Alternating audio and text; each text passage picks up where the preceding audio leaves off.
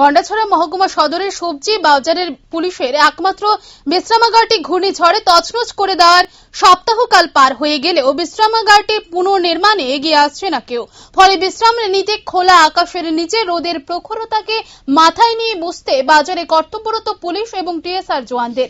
প্রসঙ্গত গত বেশ কয়েক বছর যাবৎ গন্ডাছড়া মহকুমা সদর বাজারে গন্ডাছড়া মহকুমা থানার পুলিশের নেতৃত্বে 3টি বেসে দিন এবং রাতে পাহারা দিতে থাকেন। বাজারে ডিউটিরত আরক্ষা কর্মীরা যাতে মাঝে মধ্যে বিশ্রাম নিতে পারেন তার জন্য 2018 সালে তৎকালীন বাজার ব্যবসায়ী সমিতি সবজি বাজারে মূল সড়কের পাশে একটি পুলিশ বিশ্রামাগার নির্মাণ করে দেন। দীর্ঘ 4 বছরের মাথায় সপ্তাহকাল আগে ঘূর্ণিঝড়ে বিশ্রামাগারটি মাটিতে লুটিয়ে পড়ে। এখন পর্যন্ত পুলিশের বিশ্রামাগারটি পুনর্নির্মাণের জন্য এগিয়ে না আসায় প্রচন্ড রৌদ্রের প্রখরতাকে মাথায় নিয়ে খোলা আকাশের নিচে বসেই বিশ্রাম নিতে হচ্ছে পুলিশ কর্মীদের। ফলে পুলিশ কর্মীদের মধ্যে ক্ষোভ ধুমায়িত হচ্ছে। এখন দেখার বিষয় বিশ্রামাগারটি পুনর্নির্মাণের জন্য কেউ এগিয়ে আসেন কিনা।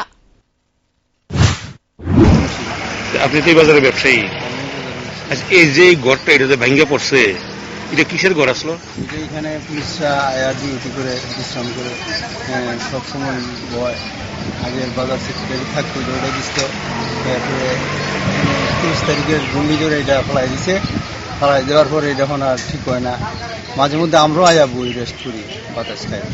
এখন বাজারে যারা ডিউটি করে পুলিশ পার্টি তারা কোনখানে? তারাই তো সাইডে ফাইডে দাঁড়ায় থাকে, যেখানে একটু ছায়া পায় না যায় তারা প্রায় সময় কোনো কোনো দোকানে অনেক সময় বয় আশেপাশে এইভাবে করে তারা সময় দেখা